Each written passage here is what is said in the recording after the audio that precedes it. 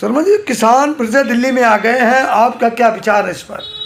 मेरा ये मानना है कि जो किसान आज दिल्ली में आ रहे हैं और जो 16 तारीख का भारत बंद किसानों रखा है, तो मेरा ये मानना है कि सरकार जो भी कर रही है वह गलत कर रही है।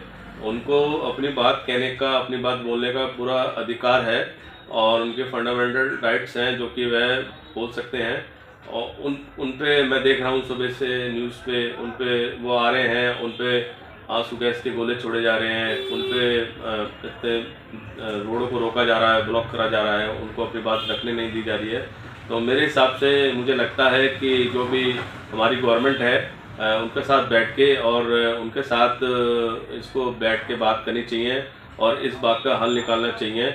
और उनकी जो मांग है MSP, मिनिमम सपोर्ट प्राइस, जो भी इनकी मांगे हैं उसको गवर्नमेंट को जल्द से जल्द बात करके और इस हल को निकालना चाहिए, क्योंकि किसान हमारा अन्नदाता है। और अगर हम किसान के बारे में नहीं सोचेंगे तो मुझे लगता है और मैं समझता हूँ कि हम देश के बारे में नहीं सोच सकते, क्योंकि किसान एक वो कौम है जो कि हमें इतना देश का अन्न पैदा करती है, जो इतने लोगों का पेट भरता है। तो हमें उसके बारे में सोचना चाहिए और उसके बारे में कोई भी जैसे परेशानी है, कोई भी समस्या है, मेरे हिसाब से भारत सरकार को बैठ के इस मुद्दे पे बात करनी चाहिए। डॉक्टर साहब, पिछली बार जो आंदोलन हुआ था उसमें बताया जा रहा है कि 750 किसान, मतलब 750 किसान दुनिया से अलविदा हो गए थे, यानी उसमें एक्सपायर ख़त्म हो गए थे। तो इस बार भी कुछ ऐसा अगर किसानों ने किया तो बहुत बड़ी त्रासदी होगी।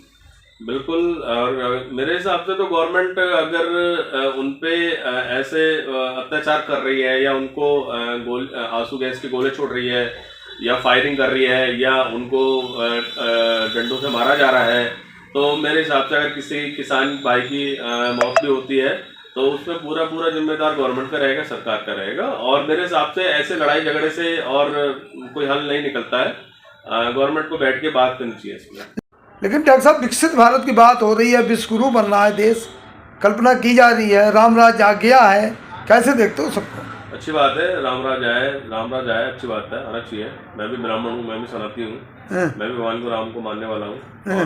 रामराज आ रहा है तो अच्छी बात है। भगवान राम के आदर्शों पे हम चलें, हमारे लिए ये इससे बड़ी बात क्या है। दूसरा ये, अगर हम विकसित भारत बन रहे हैं तो मैं विकसित भारत उस चीज़ को मानता हूँ कि आज भी इस देश में कितने करोड़ लोग भूखे सोते हैं। तो हम कहना कि हम विकसित भारत हैं तो मेरे हिसाब से ये गलत होगा। आज भी हम लोगों का ढंग से पेट नहीं भर पा रहे हैं। आज भी हम रोजगारी में कितने नंबरों में देखा जाए तो कितने टॉप 10 में हम आ रहे हैं देश, तो आज भी हम लोगों को रोजगार नहीं दे पा रहे हैं। तो बहुत सारी समस्याएं हैं। महंगाई जो है वो दिन पे दिन बढ़ती जा रही है। महंगाई पे हमारा जो गवर्नमेंट है वो थोड़ा सोचना चाहिए उसको कि महंगाई को कैसे भी कम करे। लेकिन सर, शिक्षा, स्वास्थ्य, बेरोजगारी की तो कहीं बात ही नहीं हो रही है।